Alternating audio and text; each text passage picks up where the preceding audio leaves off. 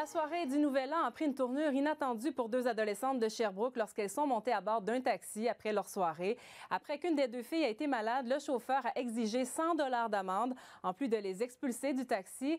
Kim, il y a une plainte qui a été déposée à la compagnie de taxi.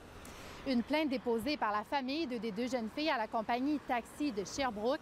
Il y a d'ailleurs une enquête interne là, qui est actuellement en cours. Mais vous savez, Chantal, des situations comme celle-là, ça s'est déjà vu. Il y a d'ailleurs à quelques endroits une taxe sur le vomissement qui est en vigueur. C'est le cas notamment à Vancouver, à Calgary, à Toronto, à Chicago ou même à Austin, au Texas, où les amendes, oui, peuvent atteindre 100 $ américains. Laurie Gervais se souviendra longtemps de sa soirée du jour de l'an. Après avoir fait la fête chez un copain, elle décide de rentrer à la maison avec une amie. Un peu après minuit, elles appellent un taxi. Il nous a avertis en rentrant, là si elle vomit, c'est 100 $ d'amende. Moi, j'étais sûre qu'elle allait pas vomir parce qu'elle allait bien. Dès leur départ, son amie sent qu'elle va être malade. Elle baisse sa fenêtre. Elle a vomi par la fenêtre. Fait que là, le taxi a arrêté, il était vraiment fâché. Là, il nous a demandé de sortir, puis il a regardé sa porte, puis il était vraiment fâché parce qu'il y avait du vomi dehors sur la portière. Puis là, il s'est mis à nous crier des bêtises. Le chauffeur leur impose une amende de 100 $. Elles n'ont que 75 $. Le chauffeur s'empare de l'argent et les dépose à cette intersection du boulevard Université. Puis il faisait vraiment froid dehors.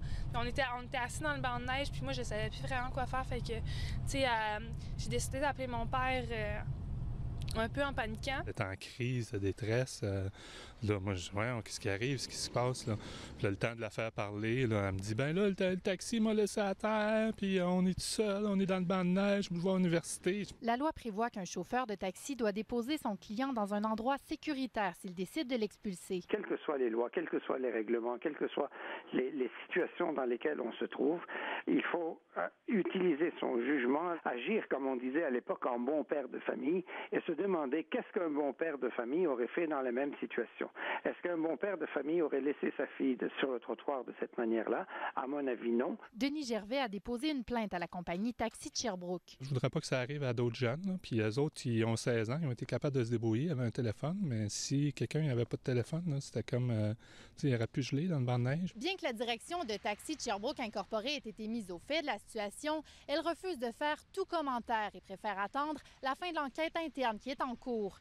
Ici Kim Vermette, Radio-Canada, à Sherbrooke.